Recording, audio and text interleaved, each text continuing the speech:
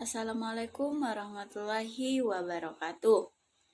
Baik, di sini saya akan mereview materi hukum tata negara yang telah disampaikan oleh Bapak Hadi Setia Nugraha SHMH.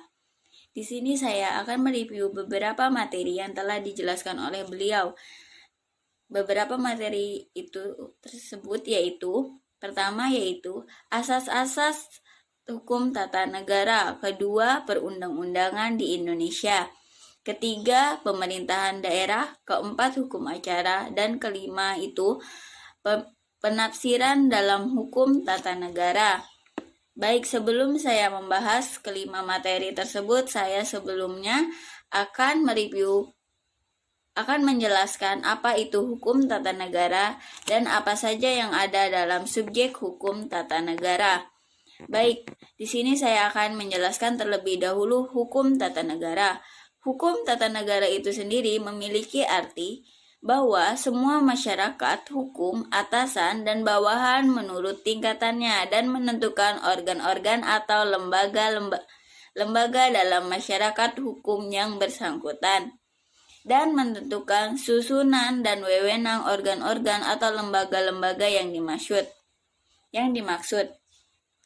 Dan di sini subjek-subjek hukum tata negara pertama yaitu pengusaha, tokoh atau pejabat negara, kedua itu warga negara, ketiga itu organisasi negara. Baik, di sini saya telah menjelaskan apa itu hukum tata negara dan apa saja subjek yang ada dalam hukum tata negara. Saya di sini akan masuk ke dalam review materi yang pertama, yaitu asas hukum tata negara. Asas hukum tata negara terbagi menjadi beberapa asas. Pertama yaitu asas Pancasila. Asas Pancasila adalah sumber hukum material yang setiap pengaturan isi peraturan perundang-undangan tidak boleh bertentangan pada Pancasila, dan bila terjadi maka peraturan tersebut harus segera dicabut. Kedua, asas kedaulatan rakyat. Dalam hukum tata negara, pengertian kedaulatan bisa relatif. Maksudnya bahwa kedaulatan itu tidak hanya dikenal pada negara-negara yang memiliki kekuasaan penuh, keluar dan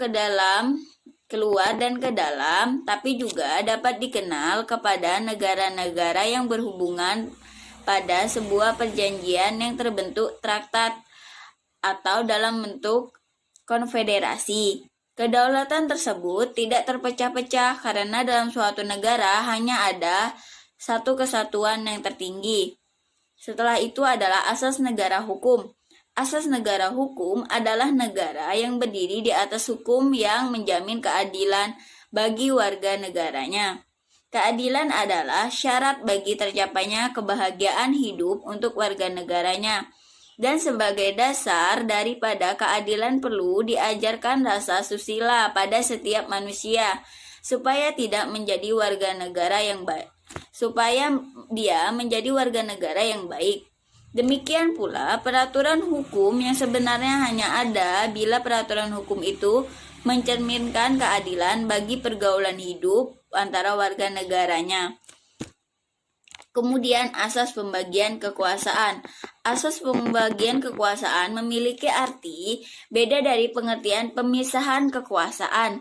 Pemisahan kekuasaan artinya bahwa kekuasaan negara itu terpisah-pisah dan beberapa bagian, baik mengenai orangnya ataupun fungsinya. Kenyataan menunjukkan bahwa sebuah pemisahan kekuasaan murni tidak bisa dilaksanakan. Karena itu pilihan jatuh kepada istilah pembagian kekuasaan yang artinya kekuasaan itu dibagi-bagi dalam pembagian kekuasaan beberapa bagian, namun tidak dipisahkan. Hal membawa konsekuensi bahwa di antara bagian-bagian tersebut dimungkinkan adanya kerjasama. Materi yang kedua yang saya akan review adalah sistem perundang-undangan di Indonesia. Di dalam sistem per-UUan itu terdapat 3 elemen di dalamnya. Yang pertama adalah instrumen perundang-undangan. Yang kedua, jenis dan lembaga pembentukan perundang-undangan. Dan yang terakhir itu adalah politik hukum pembentukan perundang-undangan.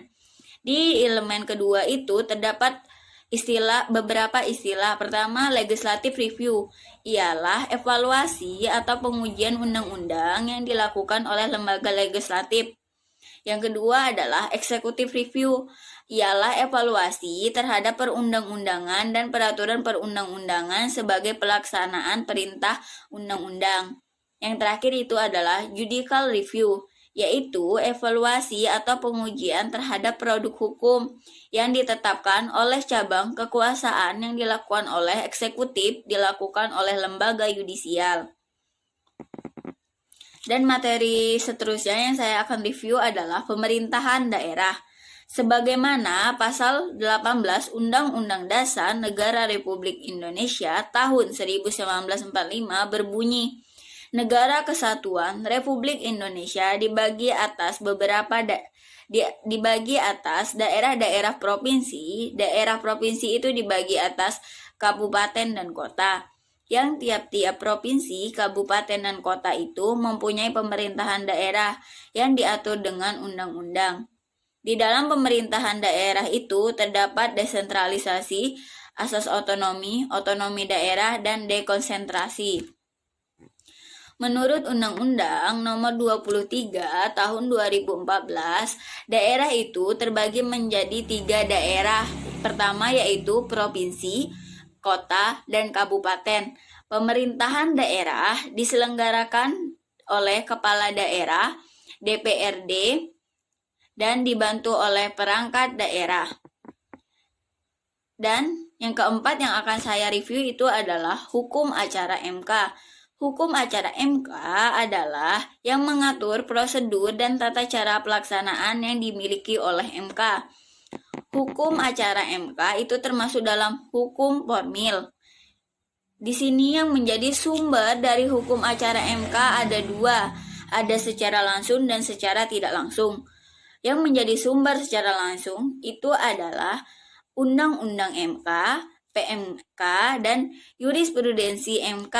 Sedangkan yang tidak langsung itu adalah Undang-Undang Hukum Acara Perdata, TUN, Pidana, Doktrin, dan Hukum Acara Jurisprudensi negara lain.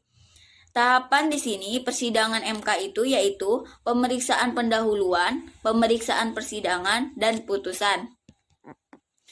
Dan materi yang terakhir yang akan saya review adalah penafsiran dalam hukum tata negara. Di sini penafsiran merupakan hal yang sangat penting dalam hukum dan ilmu hukum itu sendiri.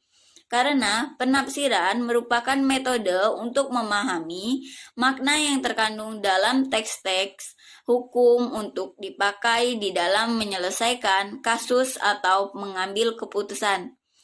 Dalam hukum tata negara sendiri, penafsiran judicial interpretation, penafsiran oleh hakim, dapat berfungsi sebagai metode perubahan konstitusi dalam arti yaitu menambah, mengurangi, dan memperbaiki makna dalam undang-undang dasar.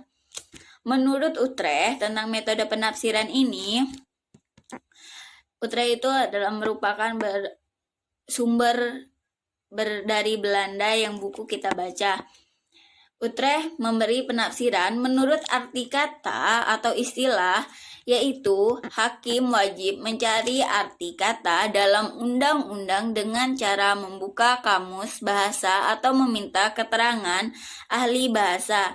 Cara ini menurut Utrecht yang pertama sebagai usaha permulaan untuk penafsiran dari ilmu hukum itu sendiri. Baik, sekian review materi hukum tata negara dari saya. Kurang lebihnya saya mohon maaf kalau sekiranya ada ucapan